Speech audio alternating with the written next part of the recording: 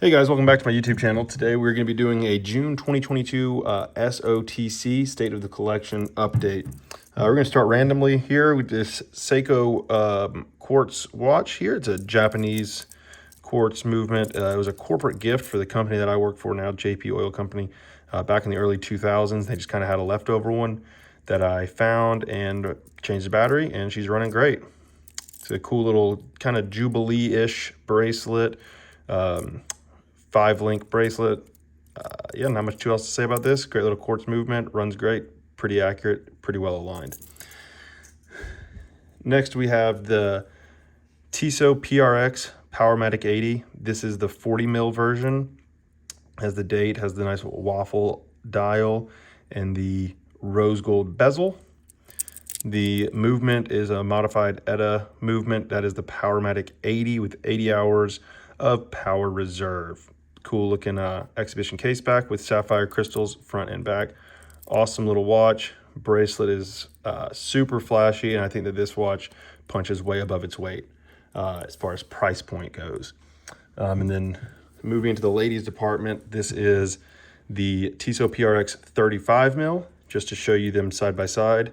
It is a lot smaller, so this is for my wife. It is a quartz movement, but it has the same case and bracelet as the automatics would have. They don't make an automatic 35 at this point. But yeah, great quality, great build quality. Has just the stainless bezel with the sunburst light blue dial. Overall, I would give this a solid 10 out of 10. Staying in the ladies department and moving on to maybe one of the least expensive watches in the collection is this Timex. I don't even know the model. The elastic bracelet here took some kind of work to adjust. You can see that link there is where I had to bend it to take it apart to reduce the size. It's very small. This is another one of my wife's watches. Pretty basic. It has a stopwatch feature right there, and that's pretty much all it has. Stopwatch and alarm. It doesn't even have a light. Overall, it is extremely cheap, and it is also inexpensive. Then moving into a completely different direction, here is a Hamilton Pilot Pioneer Bronze. So it's a completely bronze case with a titanium case back and a titanium clasp. Completely sapphire crystal case back is where sapphire crystal and sapphire case back, as you can see the ETA H50 movement, which is just a Hamilton modified ETA movement, 50-hour power reserve with the small seconds and the textured dial that is insane. The cathedral hands, the entire thing looms up, and yeah, you have your countdown bezel. And yeah, not too much else to say about that. And you know, you got your big crown to wind, makes it real nice. I actually have another video specifically on this watch on my channel if you're more interested, but that is the Hamilton Bronze Pilot Pioneer. Now here is a Timex Marlin automatic. Has the day and the date function. This nice silver sunburst dial with the rose gold hands and indices, as well as the rose gold crown. And it also has the exhibition case back with the Myota movement that really is very loose on the rotor, but it works good. The power reserve on this, I'm finding to be about 48 to maybe 55 hours on a good day, but overall, great watch for the price point. This is a 40 mil.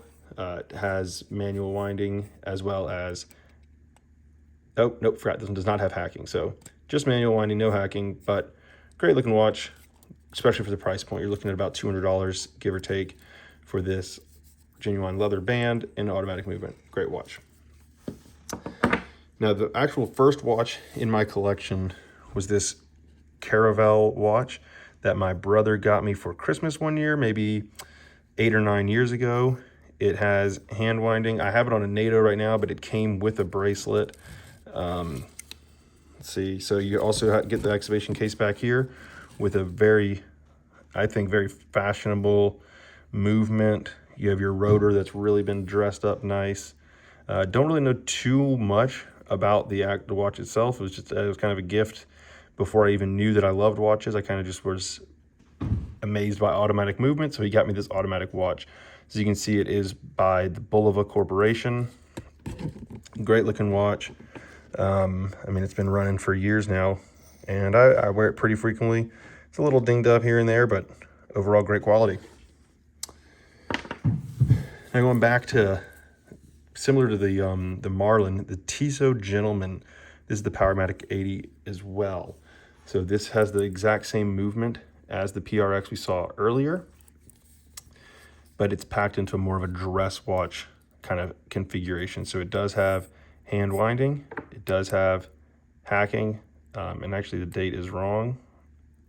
There we go. And the dial does have some slight texturing that you can see here, as well as just this beautiful cream color and the rose gold accents with the bezel, the hands, the indices, and the date window are all in the rose gold that match my rose gold wedding band. This is this watch was really made to replace the Marlin, is at least why I got it, but you know, got to have them both for some reason. Now, staying in that rose gold Tissot theme, this is the final of my wife's watch. Also, the date's wrong here. There we go. So this is it's a 29 mil watch. It's called the T My Lady, and it has a really small, really cute automatic movement in there. Not very accurate. It's off several seconds a day, and if you don't stay on top of it, it will be off a lot. So the bracelet here has the brushed outer links, polished center links, which I think looks beautiful, and it has diamond indices with the rose gold hands, date window, the 12, 3, 6, and 9 indice, and the rose gold bezel. I think as a pair, they really go together well, and we wear them together frequently. And I guess just to round off the Tissot collection, here's the Tissot Seastar 1000 with the Powermatic 80 and the silicone mainspring. This so it has the same movement, same case back, 1,000 foot of water resistance. Has the applied indices, your classic dive bezel functions, which are unidirectional, countdown bezel,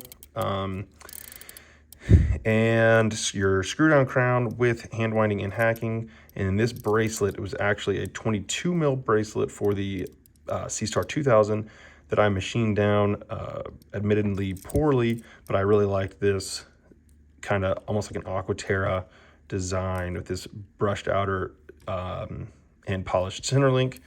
And it has your classic dive watch feature here with the wetsuit expansion. So I think that's kind of a sign of a great dive watch, is if it has this wetsuit expansion, which I use when I go swimming. Don't really go diving, but I do go surfing or something where I do wear a wetsuit.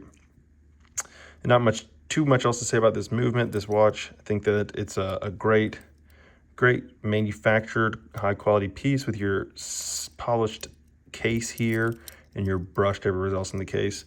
The only dive watch in the collection, and honestly, I don't really see a need to replace this with anything else. This gets the job done well.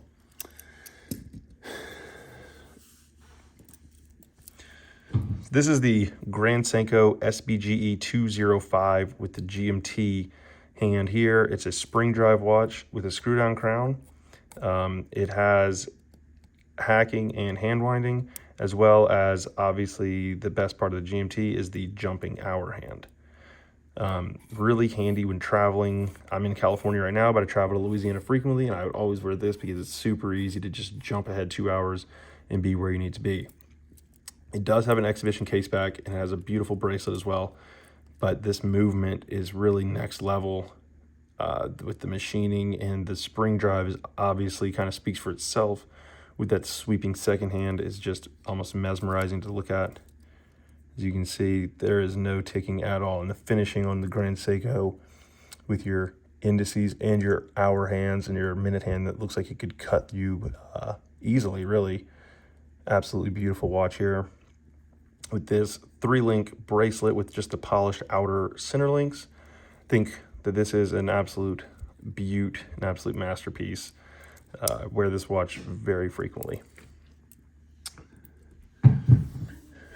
Now, getting to the short digital section, we have the Timex T80 with the Indiglow that you can't really see because you're in the light. But we have your classic day, your date, time, alarm, stopwatch, and that's really all you're going to need. This one is a blue stainless bracelet with your stainless case and your acrylic crystal.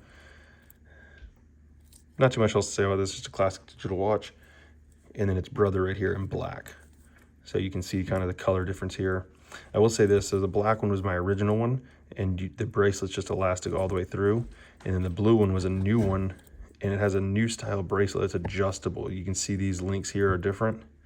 So these are easily, you can snap them out and adjust the size. This is as adjustable as that other little Timex we saw earlier that took some bending and manufacturing, kind of manipulating to get there. This piece is arguably the most sentimental of all the pieces. It is just a two-handed dress watch with a quartz movement, but it was a 3-year anniversary gift that's engraved in the back. The 3-year is the leather anniversary, so this leather strap on this two-handed dress watch, which really, I mean, it's obviously a pretty inexpensive watch, but the sentimentality of it makes it, you know, more valuable. And it really is a clean little watch.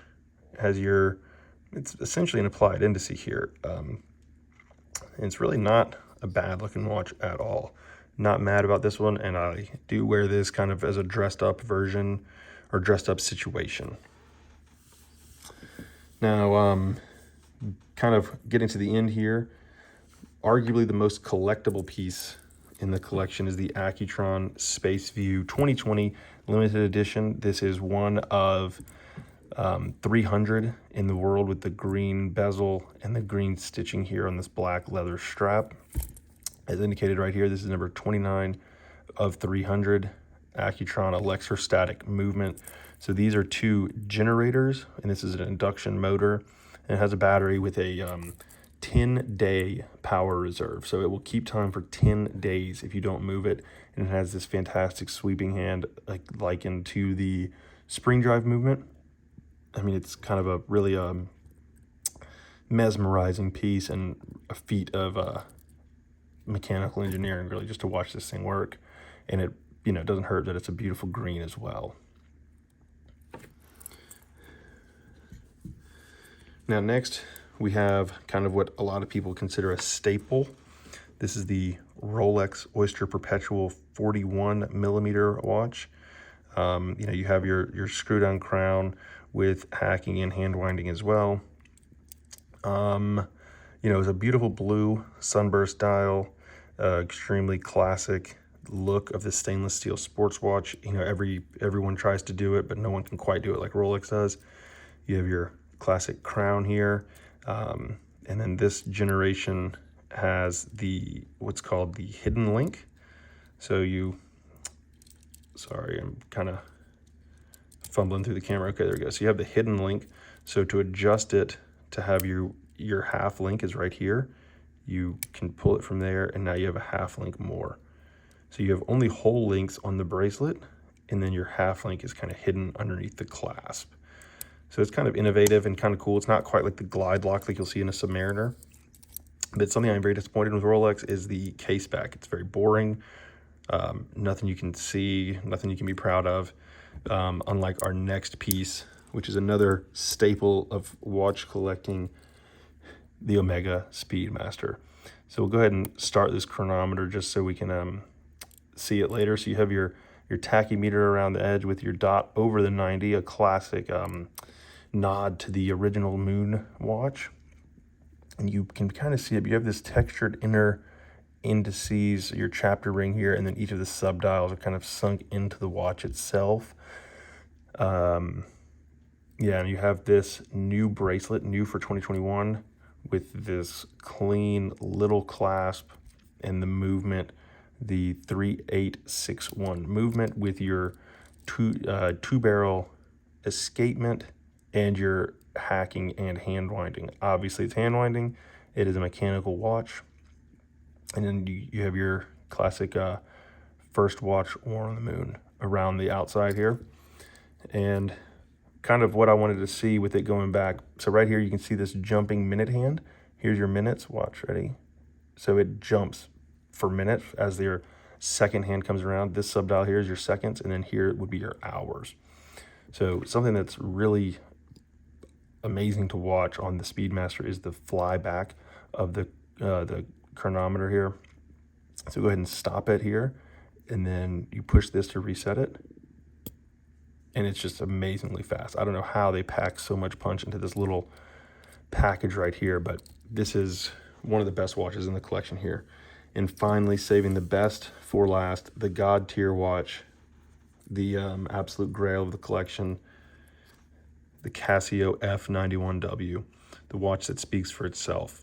Really not much else to say about this absolute beast of a watch, but you know, you got to have one. No collection's complete without it. So for our final piece, that was all the watches, but we are going to do a quick lume check. So we'll go ahead and unplug this.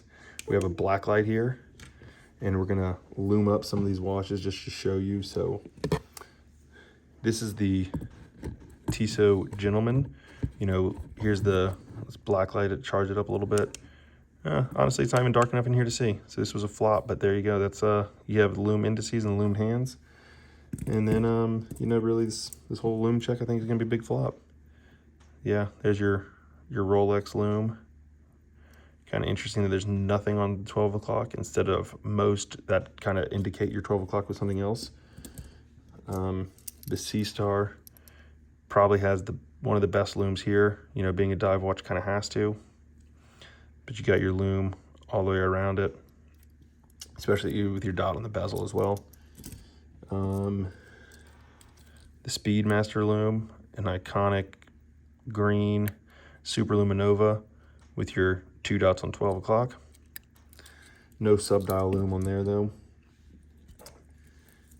Then the Accutron lume, you just got the dots for the indices and the hour minute hand. Then your Marlin lume just as the hands. And here, the Hamilton Pilot Pioneer Bronze has your numbers loomed up as well as the hands. So that looks pretty good there. And your PRX lume, which would kind of be the end of the video here.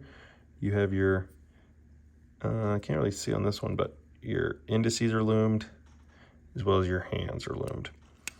So that will conclude the video here. Please leave a comment below on which is your favorite watch and which one you'd like to see more in-depth video of in the future. Thanks for tuning in, and we'll see you next time.